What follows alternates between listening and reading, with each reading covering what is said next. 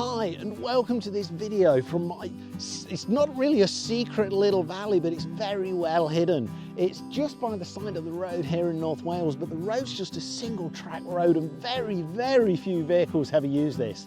And the valley's really steep sided and there's a beautiful little stream at the bottom. Green moss covers the banks, the fallen trees. It's absolutely spectacular in such a small area. I know I can sometimes get quite excited about images, but I genuinely think this is absolutely stunning. So this really small little valley never gets the sun down on the floor. So what we've got is these massive tall pines, probably 60, 80 plus feet each of them, absolutely ancient.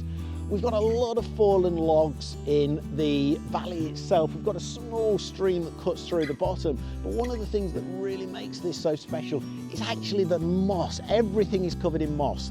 So what I want to cover in this video today is a series of different compositions to show that in such a small location as this, you can really capture an actual wealth of different compositions. So let's head on down and we'll start to compose our first image.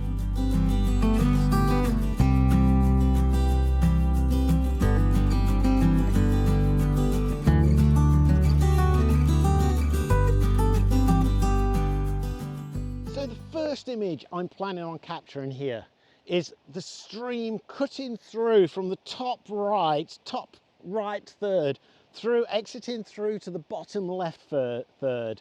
We've got it framed by the tall pine trees on the left and right, and we've got the fallen trees dissecting through the image. So you can see here the composition that I'm talking about. I've got the tree on the left, the tree on the right framing the image. I've got it dissected on the third, which I'm going to focus on that one in the foreground. We'll bring up the info in a minute, but you can see the greens and you can see the stream cutting through. The stream just gives it that extra detail and a little bit of context of it being a valley with the tallness of the pine. So I've gone portrait mode on this one, which is absolutely vital. Let me bring up the info so you can see the image. Now, because it's so dark down here, I've got 0.4 of a second at f8. I've done it at f8. This is the sharp end of this lens, so this is absolutely brilliant. That'll give us the depth of field that we require through the image. So let's capture that image.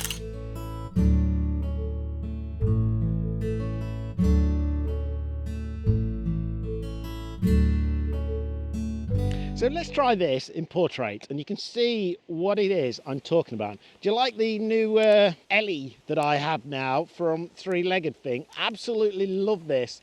And I've moved down the valley just a little bit at the moment. The sun's starting to create some fantastic shadows through the valley at the moment.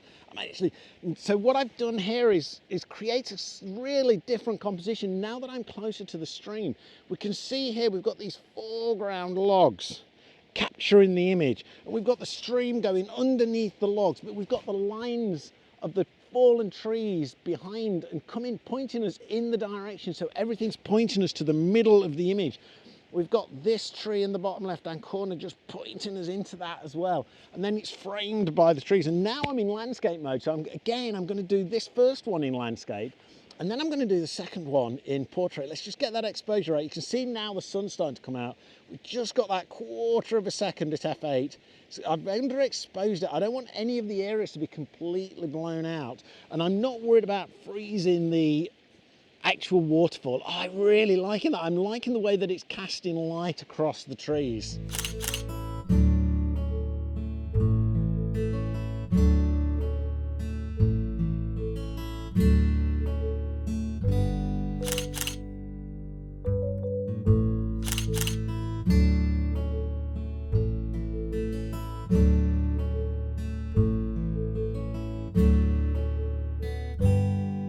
Whilst I have a little bit of scope around, there's a tree further down that I really want to try and capture, which stands out against all of this green. This is the tree that I've mentioned a couple of times that I want to scope out. You can see that it's still got its brown leaves on against the backdrop of the greenery. The sun is coming through, but it's not going to hit this tree, probably not for another hour or two, so I may stick around for that. But you can see that the colour really contrasts with the background. However, it's a really messy tree to compose an image for. I've spent quite a bit of time scoping around it. There's fallen trees that are going into it, far too big to move out of the way. There's a tree that you can see that's fallen across the river and actually creates a real distraction in the composition. So what I've decided to do on this is actually go portrait mode, but zoom in a little bit on the tree. I'll show you what it looks like with the tree just in isolation, if you like, but with the big vista view as well. But what I'm going to do is use the colours of the tree to contrast against the background and use a small aperture so we just get that little bit of blur on the background. So let me compose those images now. This is the decision I've made anyway. Let me compose those, and what we'll do, we'll take a look at those images. I'll walk you through the composition and the compositions that I'm going to actually capture here. So this is the first composition that I'm looking at. You can see the sun is just starting to catch it now. I've framed it by the tree on the left-hand side, which also is just being caught by the sun. I'm just going to zoom that out a little bit. And we've got the vertical lines of the trees in the background. You can see the exposure that I've got. I've got 1/13 of a second. F5, focused on the tree itself. Let's capture that now. Absolutely love that. I love that composition. Let me just, oh, look at that. I love that composition. Sun's just catching the tree on the left. So let's also capture it zoomed out a little bit. I'll do a little bit of recomposition here. I want to get, we've got the tree in the bottom right-hand side. Oh, let's actually make this vertical. Got the tree in the bottom right-hand side. We've got the leading lines. We've got the light of the sun giving us a line in. Let's just turn the contrast down. Let's just bring that down a little bit, make sure we don't burn out the sky. Let's get rid of the info for you. You can see that composition now. We've got the trees, we've got the really good framing, and we've got that tree just being caught by the sun now. Absolutely love that. And as I say, low aperture. Let's really bring that down. Right, so that's it when it's scoped out. Now you can see if I zoom out completely, we've got a completely different image now. We've got some spots of sunlight in the foreground. We've got the trees lit up. We've got the sky, which is really bright. Let me bring up my histogram again. I want to make sure I don't burn that sky out. Yeah, we're still on a good one there. So let's capture this image.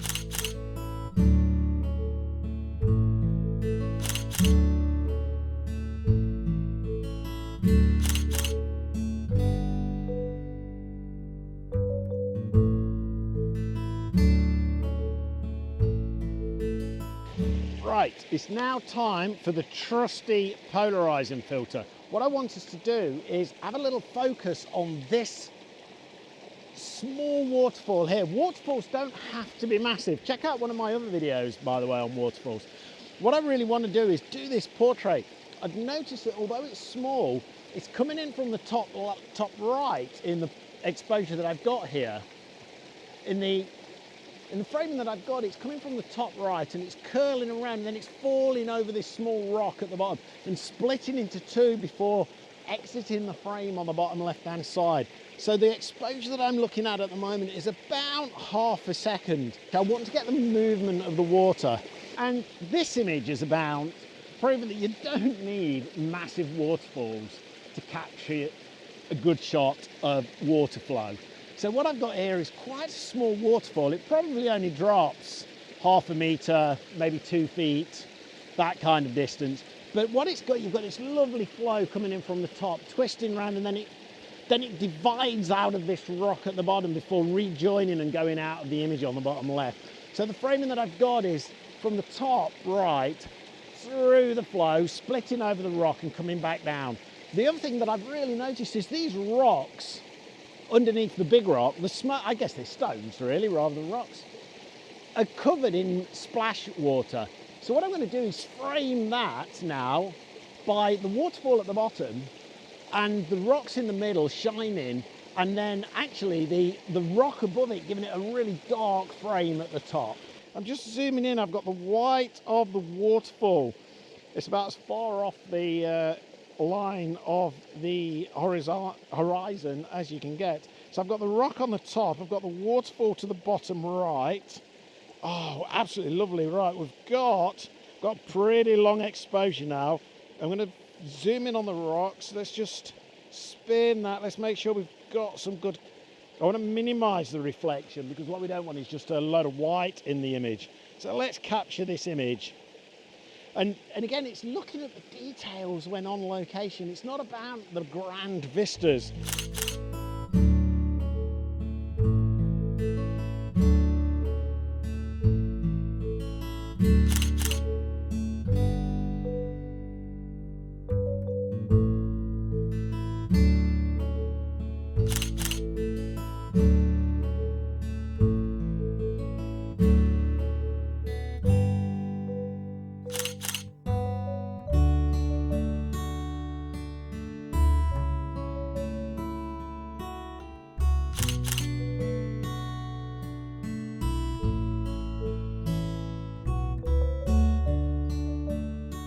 I've managed to get across the stream without falling in.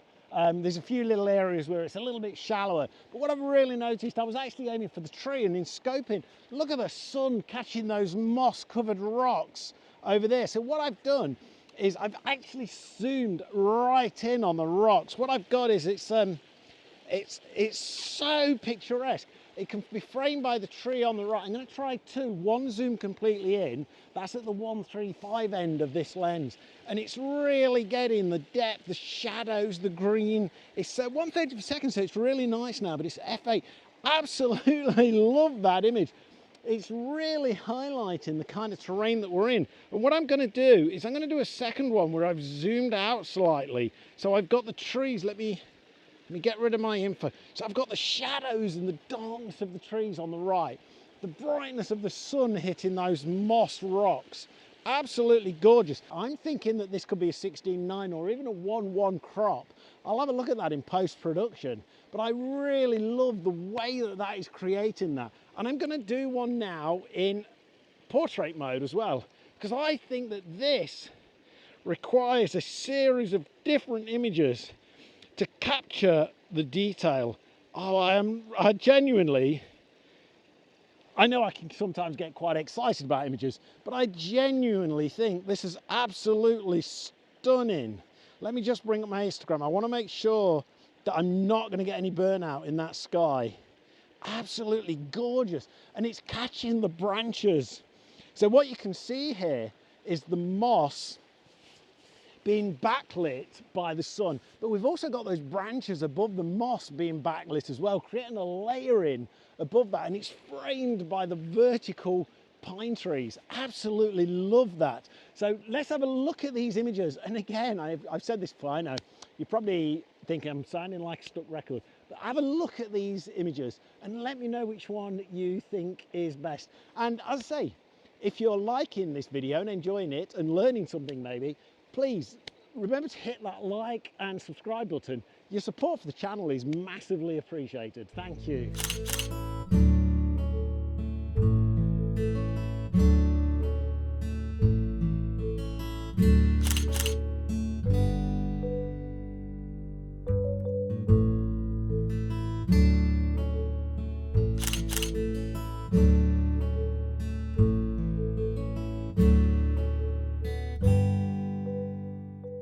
I do hope you've enjoyed this video. Please remember to like and subscribe if you have. And I hope that the images and the location here have inspired you to get out and try some of these things, looking at the detail in the landscape rather than just capturing the whole vast landscape. It's important to capture those details because at the end of the day, that's what really makes the good photographs, in my opinion. I hope that some of the techniques I've shown you in this also give you an idea of the kind of compositions that you can capture, the actual shutter speeds, and also the equipment. Today I've pretty much just used, in fact I have only used my 18-135 lens. I haven't changed it at all to any of my other lenses. Check out the description below. I think that lens is a phenomenal lens, especially if you're on a Canon system. But if you're on a different system, that range is absolutely perfect for wide angle and for zooming in on the detail.